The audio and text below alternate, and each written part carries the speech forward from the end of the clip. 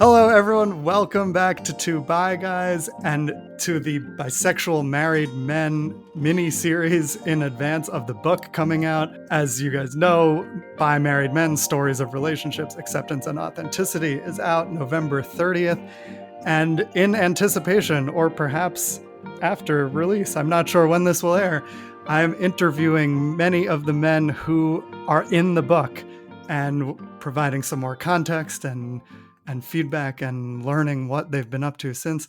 My guest today has one of the fascinating stories in the book, one of the most unique stories in the book, actually, but I know it's going to resonate with so many people. Welcome to Two Bi Guys, Cassidy Haley, aka Bennett. Welcome. Hello. Thank you. Yeah, you're Bennett in the book, but you're Cassidy in real life. I tried to I found the names by looking up the year you were born and where your name falls in the popularity chart. There's a social security website where you can look that up. And Oh, then I chose interesting. another name that was near yours in popularity Huh. for the year you were born. So I don't know, how much do you identify with the name Bennett? Probably zero. I mean, I'm trying to think if I've even know anybody named Bennett. Um, no. Yeah. Okay. Well, we'll call you Cassidy again today, and we'll be the most authentic version of you. But so people can connect it to the Yes. book. This is Bennett in the book, Cassidy in real life. And it's been so long since I actually saw your face because our initial interview was in 2020, Yeah. and we've been in touch since, but we haven't actually spoken on a video chat. So it's nice to see you. I'm excited to hear what you've been up to. Yeah, no, it's nice to see you too. I want to ask you this before we get into your story. If you can remember back to 2020, why did you Barely. just a lot of 2020 I've shut out of my mind and Yeah. try not to think about. But this was one of the nice parts of that year. Why did you decide to participate in this project? Well, I think it's as a bisexual person, it's something that is really important to me for kind of, our stories to be told. I didn't have any reference points really growing up for bisexual kind of lifestyles. And I think, you know, hearing that there are bisexuals that exist, bi erasure is real. And even as a bisexual person myself, I have to remind myself that I exist. Mm-hmm, mm-hmm. So, I just I want to do my part to share my story and make sure our stories are heard. And I really appreciate what you guys do and wanted to support the cause. Cool. Awesome. I love that. Okay. So we'll debrief sort of what's happened since then and other things about the project. But for those who haven't read it yet, which is probably most people, there's there's details in the book, but can you give us like the brief overview of your trajectory toward, discovering your bisexuality and your Yeah. journey? I come from California, the Bay Area, raised by a lesbian mother. Sexuality was really, in terms of acceptance in my family, was obviously not an issue from the beginning. So, a lot of the struggles I faced were more about society and internally and just trying to figure myself out. And I had been dating men and women pretty much consistently, more men, I'd say, but leading up to getting married to my ex-wife.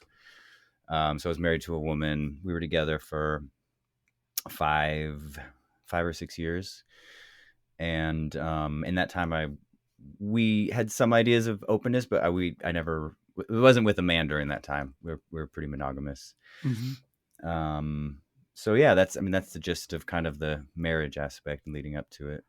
Cool. And before we dig into the marriage too, I many of the men I interviewed and just so many bi men are straight identified for many years. We often come out later in Hmm. life. Your story is different in that you had an awareness of your queer identity, and I think that was the word you told me you Yeah. chose pretty early, was queer. Yeah. So not gay, but you kind of knew you were queer. Right. Yeah, it was kind of reverse. I kind of had to come out to be with a woman, and I felt a lot of like kind of straight guilt, or just like I felt really weird to be walking down the street and so kind of, in a like with her. It all was very strange. So I was so used to kind of being like defiantly queer, defiantly Hmm. bisexual or whatever, and Hmm. in a lot of gay settings and queer culture. Yeah. When did the actual label bisexual begin to feel right for you? Well, I think it felt right from the beginning.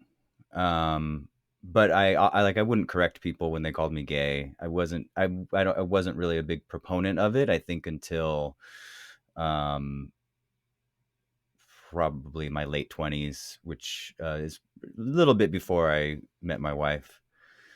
So yeah, it was pretty late that I started to be like, no, I'm bisexual. I think there was a lot of stuff around like bisexuality being a transition to being gay. So I didn't want to be like, no, I'm bisexual, like correcting people just seemed, I don't know, counterproductive or something. But eventually I realized that actually it's really important to speak it, because, it's not something you can see on the skin. It's not something that's obvious. And whoever, depending on who you're dating, you will appear one way or the other. So it's kind of really hard to pinpoint. So it's actually, I think Hmm. it's really important to be upfront about it and talk about it and correct people about it. And so now I do. Hmm. Hmm. What has that been like for you, since I know you've been in relationships with multiple genders? Like, the perception of your sexuality from the outside, like, what's that been like, and how have you dealt with that? Well, I mean, it kind of sucks, to be honest. I kind of wish that I don't really wish that I was one or the other, but it sure would be easier. It's definitely made it hard to date women. I started to see a woman, and she broke it off because of the bisexuality, and she just couldn't really wrap her head around that. Um, some guys have had problems with it too. In fact, yeah, the last guy I dated had a hard time with it as well. So Mm. it's definitely been an issue. Yeah. It's been an issue with the people I've dated, and then it's also been an issue internally because I'm pretty open to who I would want to date, but I kind of feel like I have to focus on one or the other. Like I don't know, and it's just in my mind. It's not real, but it just feels that way. Like I'm going to date women now. Let me go find a woman. I'm going to date men now. Let me find a man. Hmm. Hmm. Um, as opposed to it just being more organic and natural and just meeting whoever shows up. I've heard that kind of referred to as the bi cycle of kind of Mm. going back and forth. Maybe we can unpack it. I don't know, but I'm curious. Why do you think it is that you feel like you have to focus on one or the other, as opposed to just letting it happen? Well, I think part of it is that react, I kind of behave very differently in both settings. Mm. And it's probably something I could work on. I don't know if it's the healthiest, but it's just the reality. Um, I feel, maybe I'm responding to what I think society thinks, or what I think women want versus what men want. Um, but I definitely have different behaviors um, depending on who I'm dating. Hmm. Um, yeah. Yeah, I remember that was a big part of your story in the book. I Mm. encourage everyone to check it out and read through it. So let's talk about your marriage for a little bit. Like, when you got into that relationship, how was it different from your relationships before then? Like, what changed in your life when you got into that relationship? Well, I was ready to settle down. That's for sure. I had kind of had some, I don't know, like a little more wild times, I would say. And I had just gotten really fed up with kind of hookup culture, gay hookup culture particularly, and I'd taken a few months off from being with men at all, and I was just really ready for something different. Um, But the way that we got together was extremely organic. We were friends for quite a while first, and just kind of happened to be on the same trip together. We actually were supposed to ride mutually with a friend to a festival, and the friend ended up canceling at the last minute. So it was just the two of us, and we had really only met a few times. And then we got to the festival, and she had forgotten a tent, and so she ended up sleeping in my tent. And then one thing led to another, and that was that. Forgot the tent. Is that a good excuse? Or? It could be. It worked. It worked. Yeah. That's for sure.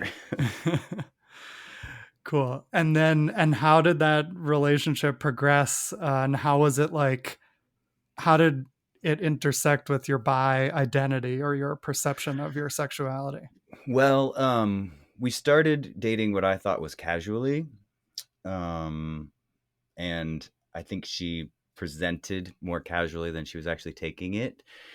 Um, and then I actually met a guy, and was in a relationship with a guy for a year. Kind of, we had not lost touch, but we just weren't. It didn't like ramp up really quickly. It was more like casual sex friends in my mind.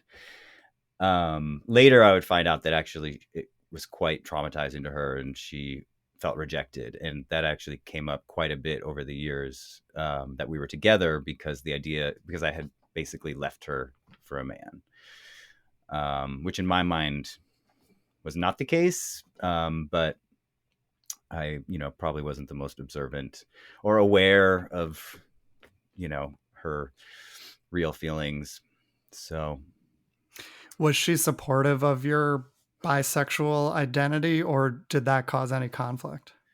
no, she was supportive. I mean, she's bisexual as well, so that I think that was partly what drew her to me. But she had a lot of conditions. Like we talked about being open in some ways, like her having a female lover and me having a male lover. But like she wanted to me to be friends with a guy for a year before I had sex with him, um, which if it's just a little unrealistic in gay culture. Um, so there was a lot of kind of in practice, like in theory, she was okay, but in practice, it just kind of, there was always a reason why it didn't work out one way or another. Um, but, I mean, I was also that those 5 years without being with a man were actually really important to my kind of healing, and growth around Mhm. some of the unhealthy sexual interactions I'd had with men previously. Mhm. So it was actually fine, even though it was something I kind of yearned for. I think it was actually really, really good that I had a long period of time without re-engaging in male sexuality. Mhm. I want to ask you more about that, but before we get there, since I know that your marriage ended, why did it end? What happened? Oh, um, There's a lot in the book that I kn- that explains yeah, it. So I um, don't know how you want to summarize it, but yeah. Well, I should tell you, she actually died since the oh, interview. oh, I'm so sorry to hear Um, that. Oh my yeah, it was goodness. pretty rough. Really, just a few months ago, actually. Oh my god. Um, and we hadn't talked in years, so it affected me, but it it wasn't. It's not somebody who's in my life now, so it's like it's not in front of me, but obviously it was very. I mean, she was up to this point like the love of my life, so Hmm. it was really hard. But so I don't know. My perception maybe of how it all went down might be slightly altered by that reality, in Hmm. terms of how I think about it and talk about it and that sort of thing. Um, but That makes perfect sense. Yeah. yeah, we were both really traumatized, and we loved each other, and we had like amazing sex. Oh my God, like every single day. I miss that so much. But emotionally, we both were pretty inept at having healthy relationships, and I look back and I think that if I was who I am now, then I could have probably really been much more present and able to kind of deal with what she was going through. Um, which, no one should have to be responsible for somebody else's kind of mental health. Um, but at the same time, people can support each other if they have a foundation to work from. And I really didn't. Mm-hmm. So I couldn't be what she needed, and she couldn't be what I needed. And yeah, it kind of went down in a flaming pit of of Mm-hmm. bisexuality, really, because she brought in a man to the relationship that she thought would be kind of for both of us, but then ended up just being for her. And I felt extremely rejected, and it ended up kind of pushing me away. Mm-hmm. If you're comfortable answering, how has her passing away affected how you think of the relationship and or her in general? Well, I think it's allowed me to think a lot more. Well, I think it showed me how much I really care about her, because the breakup was pretty painful, and so I kind of had to numb myself to my feelings for her quite a bit, Mm, and especially because I couldn't have contact for my own kind of health and safety. Um, I didn't really allow myself to think about the good parts of our relationship as much, and so once she passed it, I was able to think about that more. So mm, it actually made the grieving more extreme, because we really were, in so many ways, like, so complementary, and just our visions for the world. And she tried really hard to do, like, to make things better, and she just had a really hard time making things better because of her own history and trauma and mm, whatnot. yeah.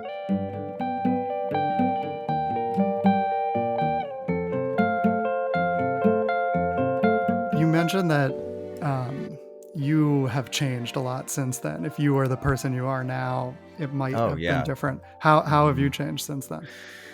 Well, I've addressed, like, so much of the kind of um, limiting beliefs that arose from early childhood trauma, um, in a lot of different ways. Therapy, various spiritual practices, some medicines, plant medicines, and yeah, I feel like an adult now. Hmm. And I mean, I'm 43, and I was 30 when I met her, but I didn't feel like an adult at 30 at all. I felt like a child, a scared child. Um, and now I feel much more solid in myself, and much more aware of my boundaries, what I'm willing to kind of put up with and stand for. And Hmm. Hmm. honestly, the biggest thing is that, like, I found and this is, I mean, this sounds so cheesy, but, like, I found a self love that was never there. I had really, because of the, childhood sexual trauma, I felt very, I felt like, just unworthy, unlovable.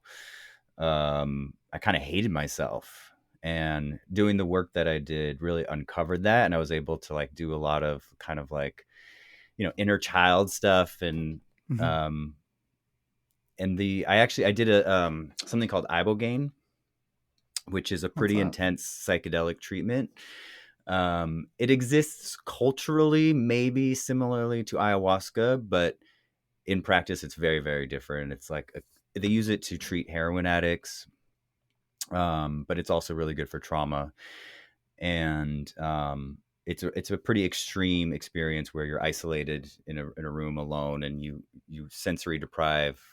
You cover your eyes and cover your ears, and you're just alone there for like 24 hours with one practitioner who comes in and, like, checks on you and guides you through it. But it that was the thing that really, I think, had the most impact on the trauma that I went through, Huh. and showed me kind of like the lineage of abusers and victims, getting karma, the kind of karmic wheel of these things, hurting people, Uh-huh. and just kind of showed me, it just gave me this like sense of peace around the things that I was taught and wasn't taught about how to protect myself. Hmm. And also, yeah, just a sense of like loving who I am and who I was, and kind of understanding how it all happened. And yeah, it was huge. It was huge. Absolutely life Wow. changing. Wow. Fascinating. And that's so awesome that you went through that and have done all this work. You're not the only person in the book who has benefited from a plant medicine Ah, spirituality yeah. experience. Hmm. I think for some reason, many queer people need to like access and unlock some stuff that's buried, and maybe Absolutely. that Well, can help. yeah. I mean, I think, most people experience trauma because of society, and we don't live in a society that's conducive to people really being healthy. Hmm. But um, LGBT people, I think, have um, a unique kind of version of that can be pretty extreme because of the lack of acceptance, the lack of any kind of blueprint about how to exist in the world, Hmm. and just kind of having to like resist the perception of like moral fortitude, or something like moral, Right. like resist the kind of like murky perceptions of like what is right and what is wrong, and Right. that we're Right. given. And to sort of break down the structures of the heteronormative world and then sort of Well, yeah. create your Hmm. own path. You need a sort of almost psychedelic Yeah, vision sometimes to get there, because the definitely. things we're taught are very deeply ingrained in this Yeah. society. Yeah, and it's so deep inside us that it's like it's not enough to be aware of it, because it's still Right. there. We still, in subtle ways, I still, in subtle ways, like try to be what I think society wants a man to be. Right. Me too. um yeah. Right. Even once I knew a lot of things intellectually, it took a while to feel that in my body. And there's still things I still struggle with that I know, but I don't quite know in my body yet. Hmm. It's interesting you mentioned limiting beliefs, because I'm actually in the middle of a life coach certification program to Oh, become a nice. life coach, and we talk a lot about limiting Yeah. beliefs. I'm just curious, like, aside from the plant medicine, what other work did you actually do that you're talking about? You mentioned therapy, but Yeah, well, I mean, I did EMDR therapy, which was really what kind of uncovered the traumatic experiences. I had known certain things had happened, but with EMDR, you really go back, and I was able to have like memories hmm, of things that happened, which was really great to just uncover it. I mean, it wasn't great, but it's in the end necessary, um, to see that, and to know that it's real, and to know that it's not just a fantasy or something, or that you just made it up, that these things yeah, actually happen. So that was extremely helpful. cool, cool. That's awesome. So we last spoke about your life story in 2020. You mentioned a couple things that have changed since then, but what else has changed in your life since then, and I guess more specifically in with your sexuality, identity, or dating, or things like that? Um, yeah, I mean, I think it's just like I went through a long period of celibacy. I think you were I in that period when Yeah, we spoke. probably. Yeah, and so, I just like did like a really major kind of reset of around sexuality that I'm still trying to figure out and still understand, but I feel like I have a much better kind of grasp of it. I feel like I'm ready. I'm ready to like be in a relationship again. I'm ready to um yeah, I'm ready to be in love. Uh-huh. And I wasn't during most, like, almost that entire time. Uh-huh. Um, since kind of realizing that I had all this work to do. Was the period of celibacy helpful? Like what did it teach you? It gave me well, the thing is that because the early sexual trauma was with men, pretty much all kind of like most of the engagement, like the most of the kind of sexual experiences I had some level of like kind of re-traumatization. Um, it was just really hard to separate out some of the kind of PTSD. Um, because I mean, what happens when you experience sexual trauma is you kind of collapse. Or at least what happened to me is you collapse fear and arousal. They kind of like intertwine, and it's hard to tell the difference. And so you're afraid, but you think you're aroused, or you're aroused and you get afraid. And so, like, the long period with my wife was really helpful for this. And then the period of celibacy that I did after that was also extremely helpful, just to decouple those things, just to not just to stop re-traumatizing myself with experiences, because I couldn't understand what I was really attracted to. You know, people that were not safe, I felt attracted to because that fear and arousal were so intermingled. You know, Mhm. Mhm. so yeah, it was just really really helpful to have just a reset of that. Cool. What do you hope that people who read your story in the book will take from it or get out of it? Gosh, I don't know. What do I hope they get out of it? I guess just, people that are going through maybe what I've gone through, a sense of, camaraderie, or just that, other people have gone through this. I think that, like, it's possible to be bisexual in this world, and to be open about it, and to have relationships. And I mean, I'm kind of I'm self-censoring in this moment because I've been talking about like trauma and not being able to date and all these things where it's kind of like the opposite of what I would hope people are left with. But at the same time, I feel like I have been able to overcome a lot of the things that um, some people would have a hard time overcoming. Or um, I've started from a place. I mean, just coming from a family that was accepting is a huge, kind of like, I think, can be an example of what happens when you are accepting Mhm. of children, where you can kind of let them be themselves and decide for themselves who they are.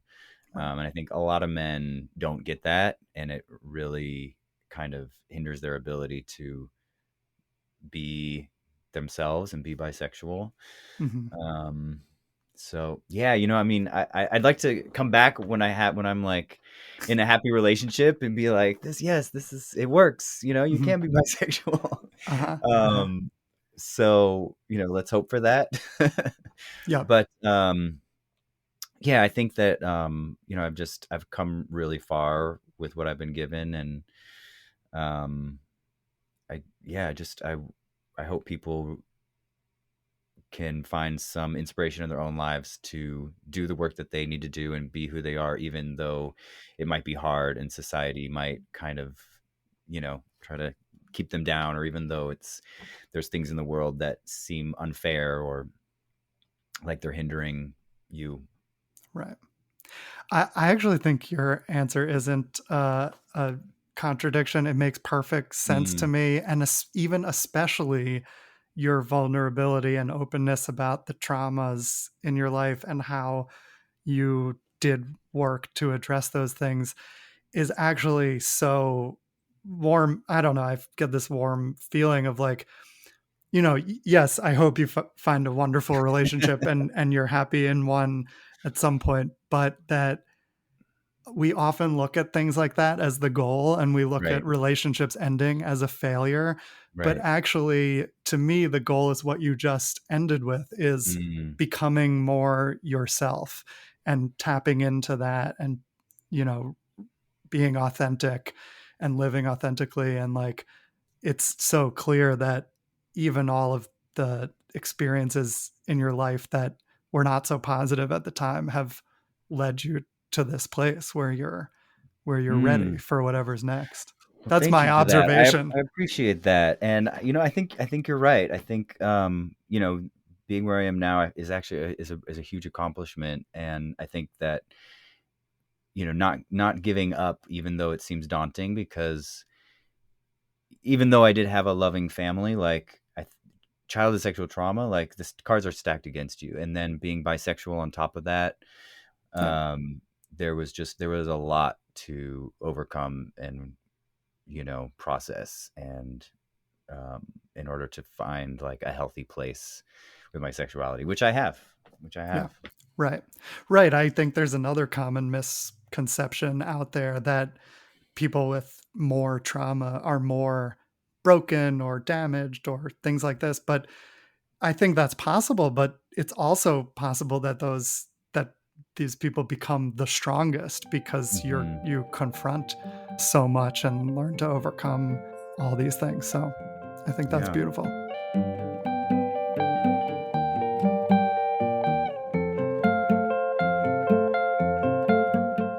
What did you learn, if anything, about yourself by participating in this project?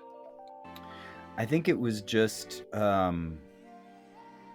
yeah, it gave me a really good perspective on my life and what I've gone through and what I've experienced. And um I hadn't quite, I mean, I journal a lot, but and I've obviously talked about my story to friends and whatnot, but haven't quite like put it into such a concise narrative and had somebody kind of draw out specifics and whatnot. So Hmm. yeah. When you reread it recently, did you notice anything surprising or have any surprising reactions? um I mean, I think it was a little uncomfortable to like just have like I have nothing to hide, and I'm very happy to be involved, but just to see it on paper was a little like, oh, there it is. Uh huh. Uh huh. Yeah. Uh huh.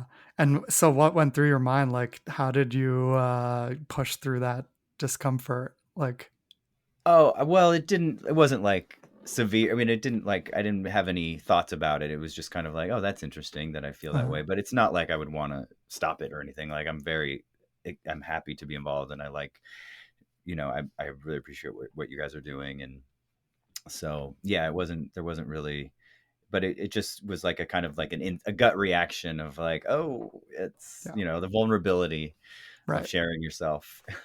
I totally understand Yeah. that. I mean, I wrote about myself in the book, but I got at least I got to like think about each sentence and edit it.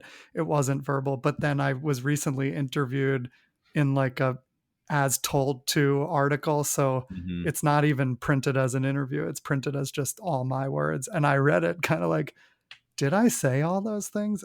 I Yeah. identify with that feeling you had, but I was also happy it was there. But sometimes you see what something you said How is it printed, and it's like, interpreted or printed? Yeah, yeah, and totally. you're like, oh, that sounds different than it did in my head or something. Hmm.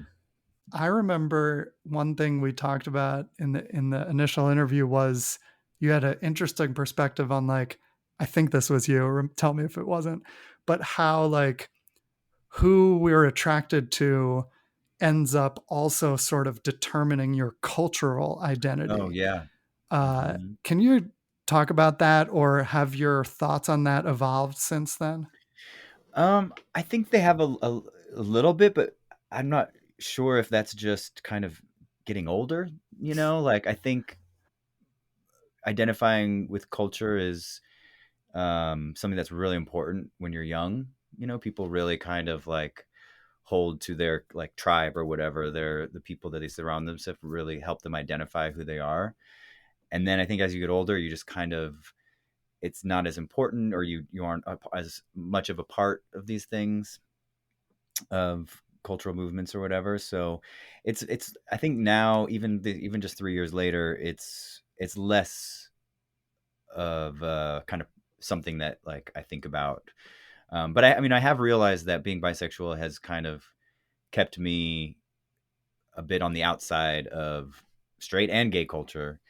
Um, I mean, I specifically remember like having been with my wife for 5 years and coming out of it and re-entering kind of the gay world and like meeting gay people and just like not understanding their references, jokes that they would make, cultural references, little things like that. And so I still feel kind of behind in that arena, like I don't really Hmm. feel like I fit into gay culture.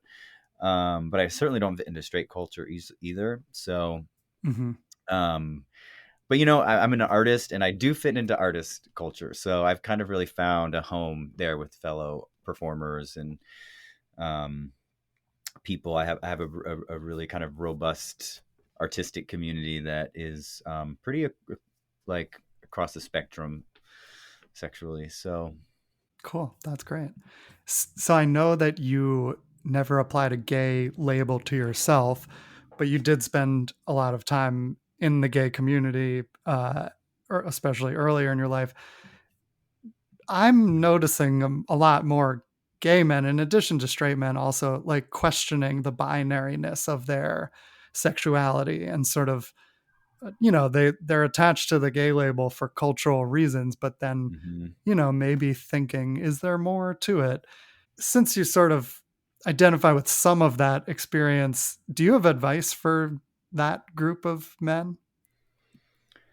um, yeah, well, it's interesting how I mean, would you call that like heterophobia or something like biphobia? How it is actually a thing, you know? I mean, I know that like even in like the public eye, there's some gay, there's some gay artists that, um, like have had bisexual experiences that don't want to talk about it because they're consider themselves a gay artist. And when people do, like Little Nas X just kind of came out talking about how he might be interested in dabbling in the other direction. I think he used a much more kind of profane way to talk about it, but and I think there was even some pushback there, and so it's definitely a thing. But I think also the same reasons why I was like didn't want to correct people early on is probably something that holds people back, because there is this whole like bisexuality is the way to be, is like the intro to being gay, and people are like, oh yeah, sure, you're bisexual, that kind of Mhm. vitriol of like, you're not really bisexual, you're gay, but bisexual is easier for people to understand, and so you say you're bisexual.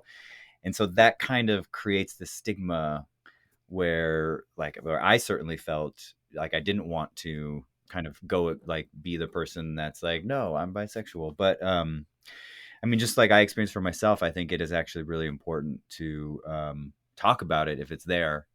And and I do know quite a few men who consider themselves gay who would love to have experiences with women and talk about it and wish they could and just don't have an outlet or an avenue. Um, and that I do not have in my song, because I have just as many issues. I would love to meet more women.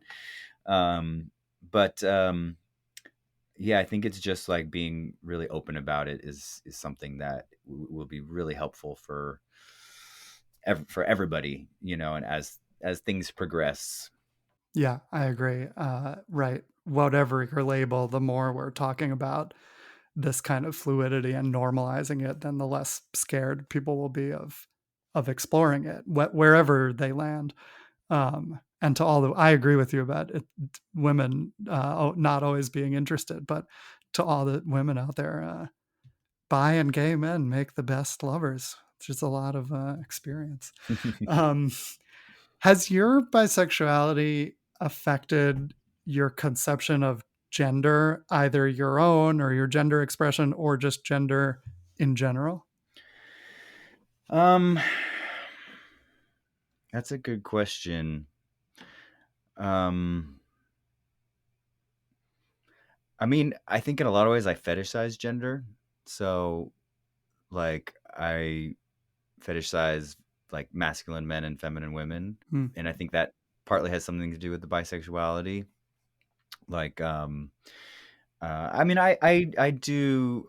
I'm definitely attracted to more feminine men as well, but like in general, when I think of what I'm attracted to, it's like pretty. It's kind of like this like. I mean, I grew up reading comic books, so I have like a kind of like superhero thing. So it's like very like masculine heroic men and very feminine women. um so maybe the bisexuality has something to do with that, I don't know. hmm But I actually think that like I think just as much as it's great for people to explore gender on all sides, it's also really great to it like it's great to affirm like kind of traditional gender as well. I think that hmm I think we've kind of lost that a little bit, where it's like we celebrate people that kind of go against the binary. But I mean, we're all like worthy of we're all into different things, and we're all worthy of being celebrated. And so kind of like I've kind of really leaned into it a bit and just been unapologetic, like this is what it is for me, and this is what I find interesting, and Yeah. I think there's a place for all of it. Love that. I totally agree. Something you mentioned, I think it's at the end of your chapter, you talked about the importance of healing men, like, and specifically like sort of reconciling, Yeah, masculinity, like, and you kind of, it seemed like, had a perception that it's a bigger deal than just healing those individual men. Am I reading that correctly, or like yeah, why is it important to absolutely. heal men in general?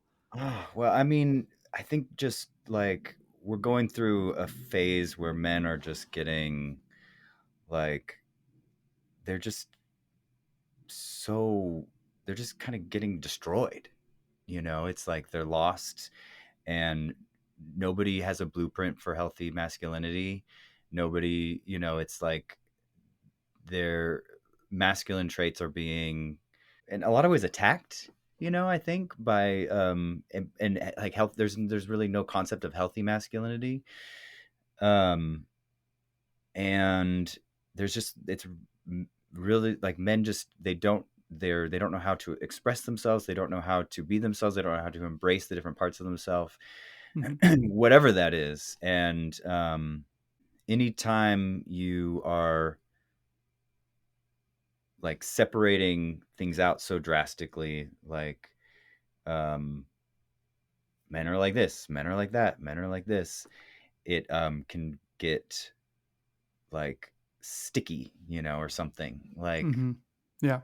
um I really think we have like very kind of biological differences, but in the end we're all like the same spirits. um and we're all capable of greatness and horribleness. But men have been given kind of the horrible uh kind of perception Mhm, much more than women. And the truth is, both men and women can be horrible, and both men and women can be great.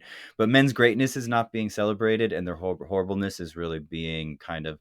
And in a lot of ways, I mean, I can understand how they're. A lot of men have done a lot of awful things. And I think the negative things that men are capable of are tend to be more like physical. They're more in your face.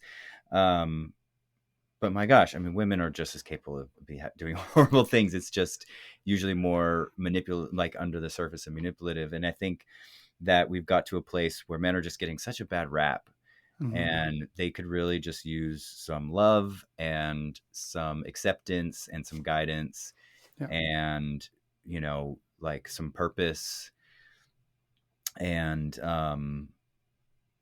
that I like they like they say that like a woman's biggest fear is her personal safety, and a man's biggest fear is being ostracized from society. And I think that men want to fit in, they want to be accepted, they want to be in society, but it's really hard to know how to do that now. Mm-hmm. So it's just, and that is detrimental to the society, because that's half the population. Right. We all need to be kind of in a better place for everything to get better. Yeah. So what does healthy masculinity look like to you? This could be a 5-hour discussion, but but what's your vision for that? Well, I mean, I think vulnerability for sure is part of it. I think Mm-hmm. just being honest and real with yourself, even if it's uncomfortable, and even if that reality is something that is what that somebody might consider to something to be ashamed of, or I think that in order to not be ostracized by society, men often feel like they have to hide parts of themselves. And I think that, that's the saying, right? Vulnerability is strength. I think that's actually quite accurate, because when you can accept yourself and embrace yourself, whatever that is, then you're a lot stronger for it. And, I think that, like, men shouldn't be afraid to explore their softer qualities, but also their like like really masculine qualities, like martial arts and like hunting, and some of these like primal things that, especially I think with gay men, sometimes feels, or queer people, it feels like those things are almost like we've spent so long trying to be accepted for some of like the more like softer qualities that gay men exhibit, that we almost don't feel comfortable embracing like more traditional masculine elements. Yep. Cool. Agree.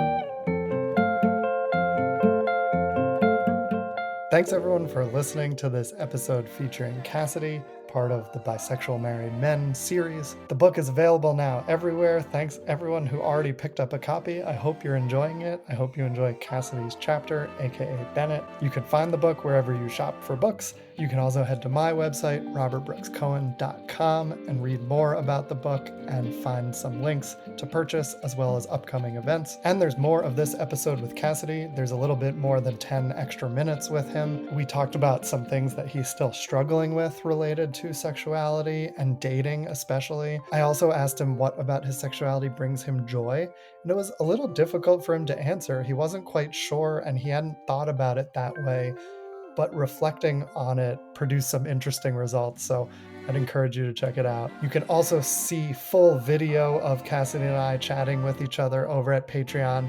Head to patreon.com/robertbrookscohen. There's a link in the show notes.